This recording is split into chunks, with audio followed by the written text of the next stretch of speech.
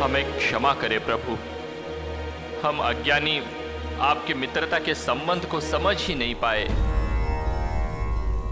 हम अहंकारी अपने अहंकार को अपनी भक्ति समझते रहे और आपकी पीड़ा का कारण बने प्रभु।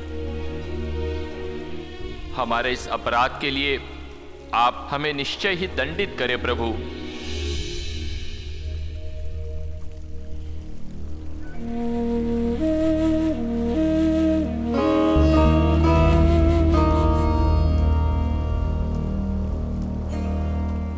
तुम्हारे नेत्रों से निकल रहे आंसुओं से तुम्हारे सारे अपराध धुल गए।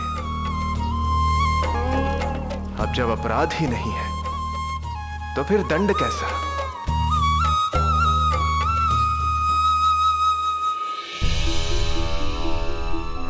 नंदी,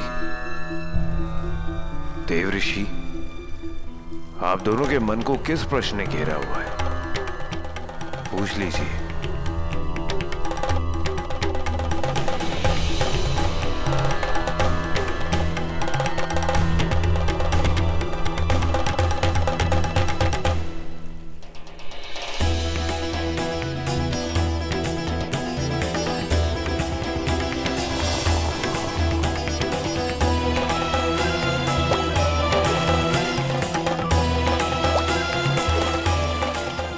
भक्तों के आंसुओं का मोल समझने वाले प्रभु, आपके ये 3 बहुमूल्य आंसू हम हृदय से लगा कर रखे हुए हैं।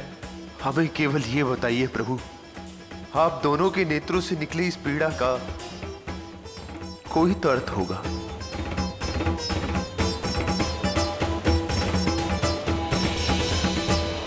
आंसुओं की ये 3 बूंदें हमारे संबंध की परिभाषा है।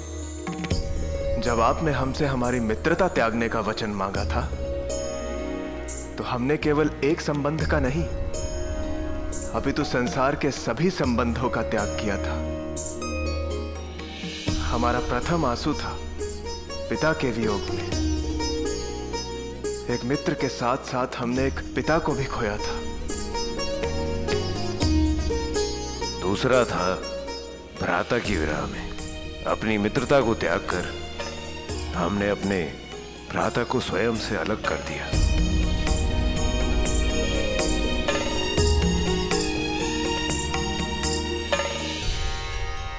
एवं तीसरी बूंद थी साथी की। जिस प्रकार पति पत्नी में परस्पर प्रेम और विश्वास का भाव होता है, मित्रता में भी वही भाव होता है। और अपने भक्तों के वचन को पूर्ण करने के लिए हमें इन सभी संबंधों को त्यागना पड़ा।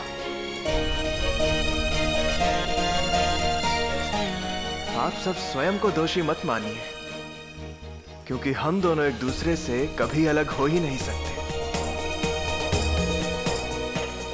क्योंकि हम दोनों का वास तो एक दूसरे में ही वास है।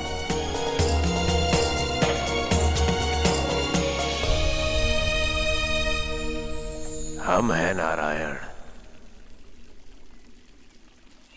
वही यत्र तत्र है, वही सर्वत्र है, प्राणों में व्याप्त भी वो ही समस्त है। क्षण में वो लुप्त है, क्षण में विलुप्त है, पर्याप्त तृप्त है, सब में। और हम हैं महादेव। ना आदि ना अंत है, दोनों अनंत है, आरंभ है वही पर्यंत्र है। लाभी कमल और हाथों में शंख है, ओजन। शिवाय विष्णु रूपाय शिव रूपाय विष्णुवे, शिवस्य हृदयं विष्णु, विष्णुस्य हृदयं शिवम। अर्थात शिव ही नारायण है और नारायण ही शिव है। हमें क्षमा करें प्रभु, हमें क्षमा करें।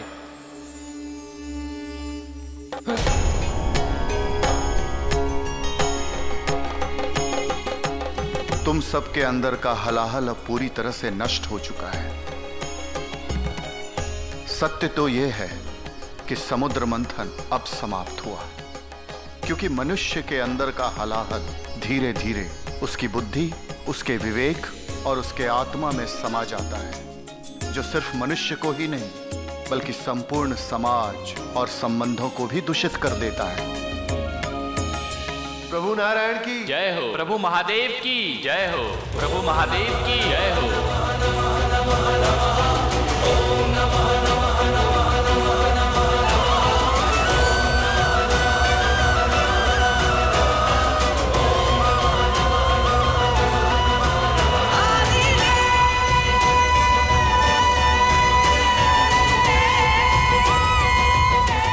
नारायण और महादेव ने अपनी परम मित्रता का पाठ पढ़ाकर अपने भक्तों को तो सीख दे दी थी, परंतु कलयुग अपना हठ त्याग दे, यह संभव नहीं था।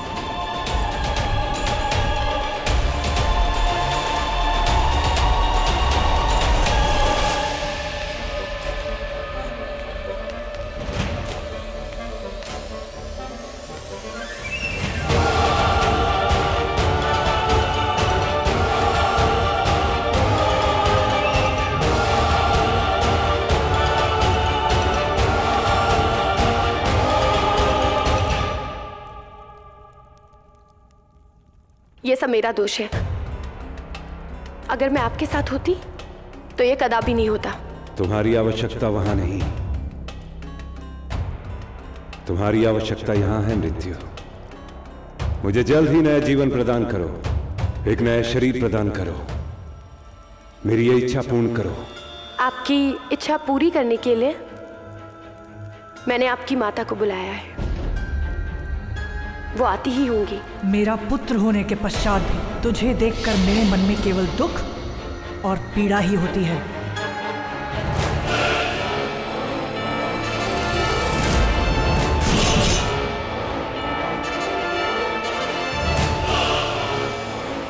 परंतु क्या करूं? मां होना, एक पुत्र भले ही कुपुत्र हो सकता है, परंतु एक माता कुमाता नहीं हो सकती।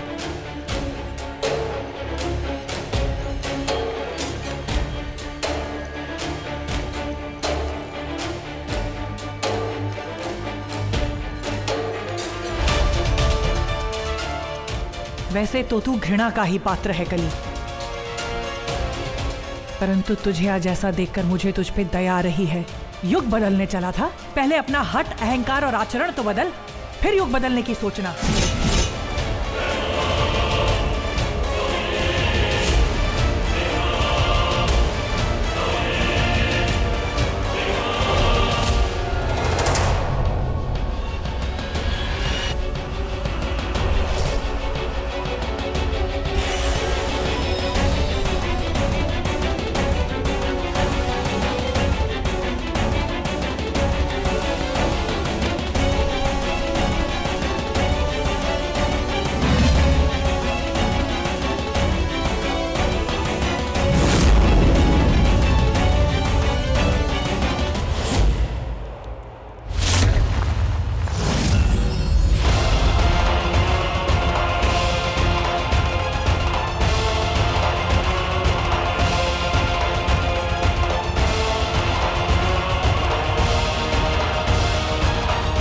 खुद को शक्तिहीन समझना पाप है, परंतु खुद को सबसे अधिक शक्तिशाली समझना महापाप और अज्ञानता है।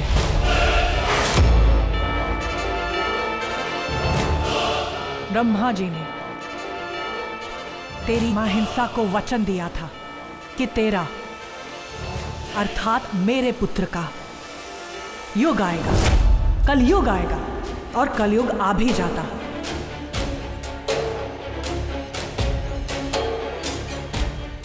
परंतु तेरी इस मंद बुद्धि प्रेमिका ने तेरी भी बुद्धि भ्रष्ट कर दी।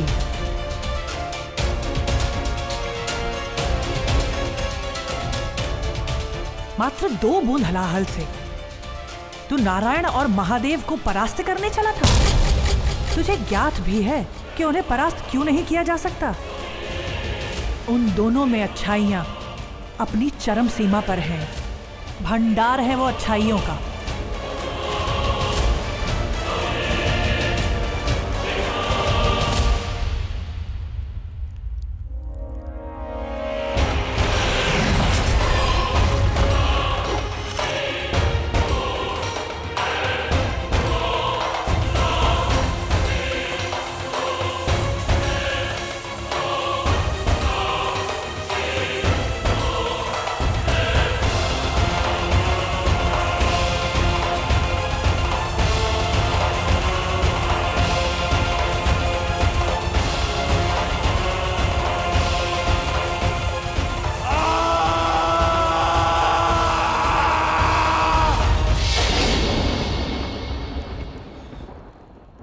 उन्हें परास्त करने के लिए तुम्हें आवश्यकता है इन 6 विकारों की।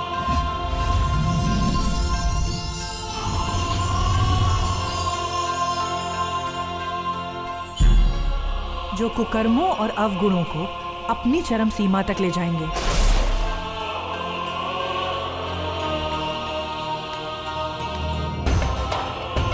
मद यानी अहंकार, मात्सर्य यानी ईर्ष्या, काम, क्रोध, मोह और लोभ, ये सभी विकार तुझे पाने होंगे कली।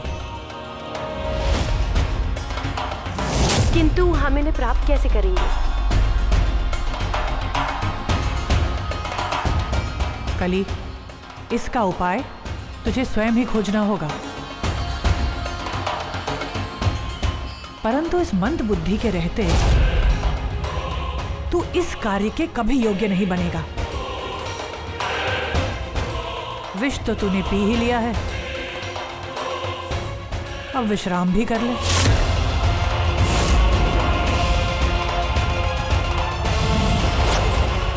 हिंसा जो कलयुग की माता है, उसने अपने पुत्र को इस दशा में देख नई दिशा तो दिखा दी थी, परंतु 6 विकार अलंकार प्राप्त करने का मार्ग कलयुग को स्वयं खोजना था। जब संसार को सीख देनी होती है तो भगवान बड़े से बड़ा त्याग कर सकते हैं। ऐसा ही कुछ किया देवी शक्ति ने। अपनी दिव्यता त्याग कर, अपना प्रेम त्याग कर, अपना देह त्याग कर।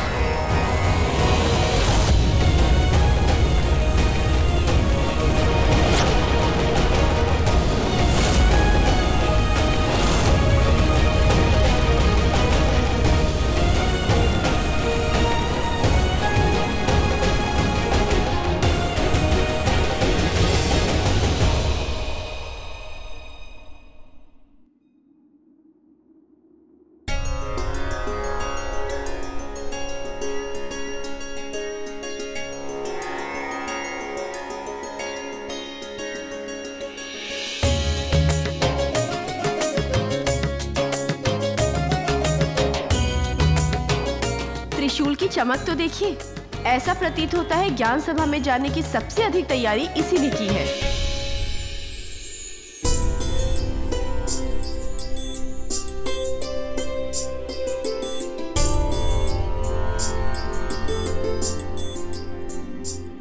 प्रभु, आप अभी तक तैयार नहीं हुए? ज्ञान सभा का समय हो चुका है। आपको पता है ना, आज का दिन हमारे लिए कितना महत्व रखता है। पर आप में हमें कोई उत्सुकता दिखाई नहीं दे रही।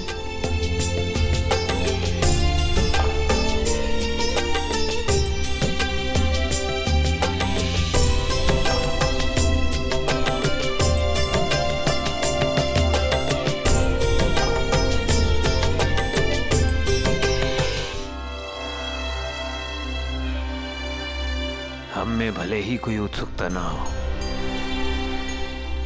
पर आप में इतनी व्याकुलता किस लिए?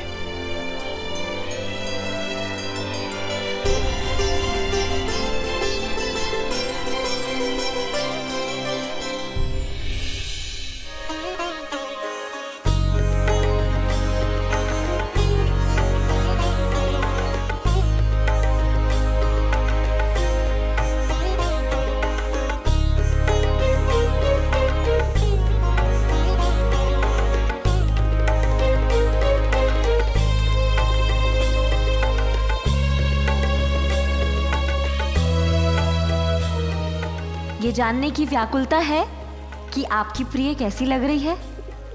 अत्यंत सुंदर। अच्छा, और ये लाल ओढ़नी सुंदर लग रही है ना हम पर?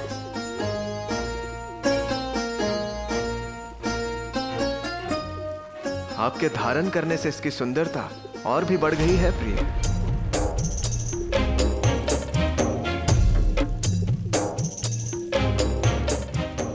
और हमारे कनकुंडल?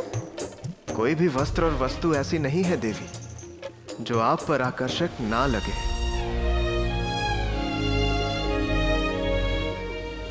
बिना देखे प्रशंसा करना तो कोई आपसे सीखे। किस ओर है आपका ध्यान? ध्यान तो केवल आप ही की ओर है देवी। असत्य। यदि आपका ध्यान केवल मुझ पर होता तो आप इस सुनहरी ओढ़नी को लाल ना कहते। और हमारे कनकुंडल?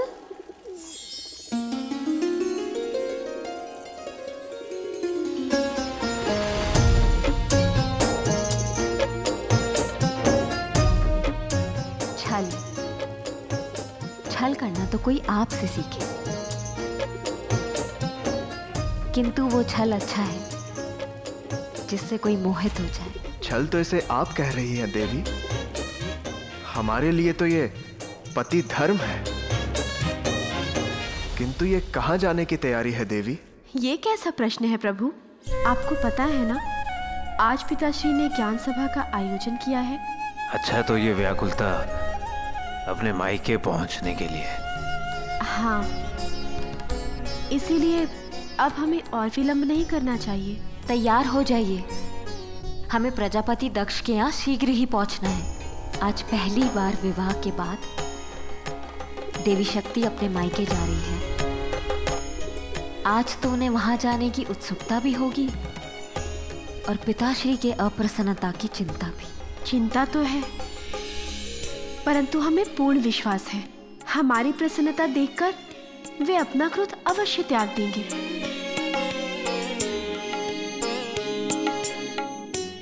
आज उन्हें ज्ञात हो जाएगा कि आपसे विवाह करने का हमारा निर्णय कतई अनुचित नहीं था। उन्हें अपनी प्रसन्नता क्या प्रकट करनी, जिन्हें हमारे संबंध से ही समस्या है। आप ये सत्य क्यों नहीं स्वीकार लेती कि आपके पिता हमें कदापि स्वीकार नहीं करेंगे? हम आपकी पत्नी होने के साथ साथ उनकी पुत्री भी तो है।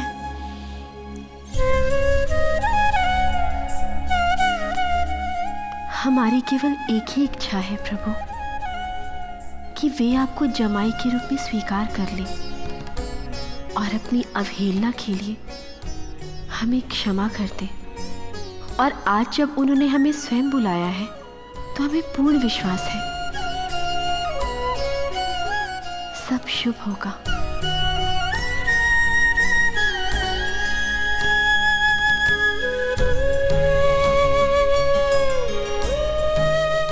सब शुभ ही होगा, हमें भी यही आशा है। महादेव और प्रजापति के मध्य का मतभेद आज समाप्त हो जाएगा।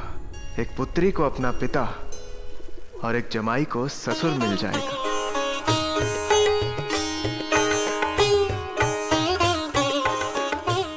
ऐसे क्या देख रही हैं देवी? प्रिय, कुछ तो कमी लग रही है।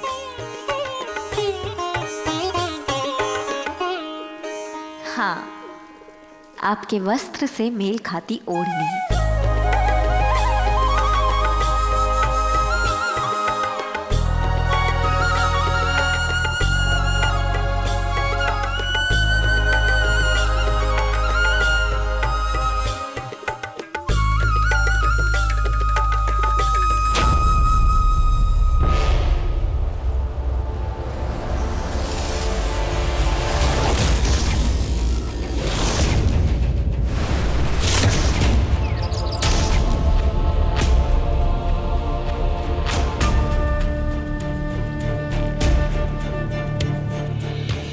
समय पर विराम का क्या अर्थ है? समय ने स्वयं पर विराम लगा दिया, परंतु सृष्टि के संतुलन को बनाए रखने के लिए एक और नारायण को अपने मित्र की पीड़ा से गुजरना था, तो दूसरी ओर महादेव देवी शक्ति के अर्धांग को अपने जीवन का सबसे बड़ा त्याग करना था।